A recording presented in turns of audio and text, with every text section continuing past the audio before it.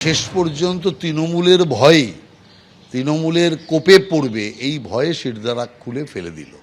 তার মানে সমাজের সর্বস্তরে যে এই যে একটা প্রতিরোধ, প্রতিবাদ, তা যে বাসা বেঁধেছে, সমাজের প্রত্যেক স্তরকে নাড়িয়ে দিয়েছে, এই ঘটনা তার সবচেয়ে বড় প্রমাণ।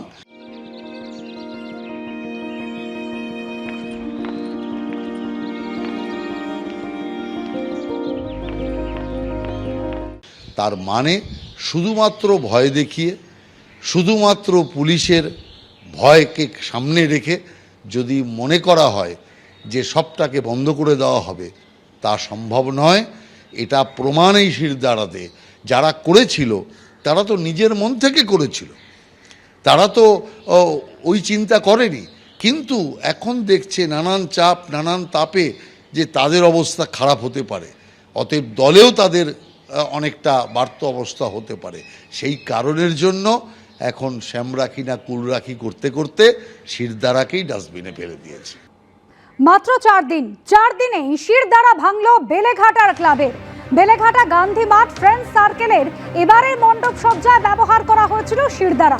আরজিকর কাণ্ডের আবহে নজর কেড়েছিল মণ্ডপ সজ্জায় এই প্রতীকী শিরদাঁড়ার ব্যবহার। যদিও বেলেঘাটা গান্ধী মাঠ ফ্রেন্ডস সার্কেলের এবারের পুজোর থিম ছিল বাবাই পরিবারের মেরুদণ্ড। ফুটিয়ে তোলার চেষ্টা করা হয়েছিল থিমেও শিরদাঁড়ার মাধ্যমে, কিন্তু 4 দিনের মধ্যে সেই প্রতীকী মেরুদণ্ড তার স্থান হলো মণ্ডপের পিছনে।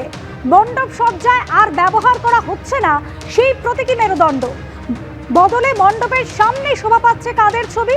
সুদীপ বন্দ্যোপাধ্যায়, কুণাল ঘোষের মতন তৃণমূল নেতাদের কাট আউট।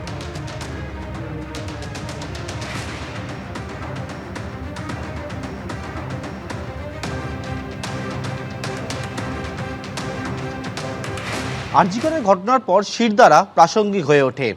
যে শিরদাঁড়া জোরে একেবারে জুনিয়র চিকিৎসকরা লালবাজারের সামনে অভিযান করেছিল এবং সেই শিরদাঁড়া জোরে পুলিশের লাগানো লৌহ কপাট খুলে ফেলা হয়েছিল, সেই শিরদাঁড়া নিয়ে একেবারে কলকাতায় সেই সময় কলকাতার পুলিশ কমিশনার বিনীত গোয়েলের সামনে সেই প্রতীকী শিরদাঁড়া রেখে তার পদত্যাগ দাবি করেন জুনিয়র চিকিৎসকেরা। আমরা রয়েছে পুজো প্যান্ডেলের মধ্যে রয়েছি, যে পুজোটি হচ্ছে বেলেঘাটা গান্ধী মাঠ ফ্রেন্ডস সার্কেলের পুজো। তারাও সিদ্ধান্ত নিয়েছিল যে এই প্যান্ডেলের মধ্যে এখানের শিরদাঁড়া ইনস্টলেশন করবেন তারা, কিন্তু বর্তমানে যে বিষয়টা পুজো উদ্যোক্তারা জানাচ্ছেন এই সিদ্ধান্ত থেকে তারা সরে এসছেন এবং সেই শিরদাঁড়া এখানে ইনস্টলেশনের আগেই সেটা সরানো হলো। বর্তমানে তার স্থান হয়েছে একেবারে প্যান্ডেলের পিছনে যে জায়গায় আবর্জনা রাখা রয়েছে সেই জায়গাতে। কারণ তারা যে বিষয়টা বলছেন যে বর্তমানে যে বিতর্ক, সেই বিতর্ক এড়ানোর জন্যেই তারা এমন সিদ্ধান্ত নিয়েছেন। ক্যামেরায় অভিজিৎ দত্তের সঙ্গে পার্থপ্রতিম ঘোষ, এবিপি আনন্দ, কলকাতা। একেবারে ঠিক 4 দিন আগে মণ্ডপ সজ্জায় এই প্রতীকী শিরদাঁড়া ব্যবহার করা হয়েছিল, কিন্তু 4 দিনের মধ্যে আমূল পরিবর্তন হয়ে শিরদাঁড়া সরে গেল মণ্ডপের পিছনে। আপনাদের মনে থাকবে জুনিয়র চিকিৎসকদের, আন্দোলনকারী চিকিৎসকদের একেবারে প্রতীকী শিরদাঁড়া নেই সেই লালবাজার অভিযান। তৎকালীন সিপি বিনীত গোয়েলের পদত্যাগ চেয়েছিলেন তারা। লালবাজারের সামনে অবস্থানে বসেছিলেন, 22 ঘন্টা স্নায়ু লড়াই, তারপর লৌহ কপাট সরেছিল। আর সেই প্রতীকী শিরদাঁড়ার অনুপ্রেরণায় তারা মণ্ডপ সজ্জা নিয়ে এসেছিলেন। বেলেঘাটা গান্ধী মাঠ ফ্রেন্ডস সার্কেল ক্লাব কর্তৃপক্ষ এই প্রতীকী শিরদাঁড়া সরানোর পর কি বলছে শোনাবো।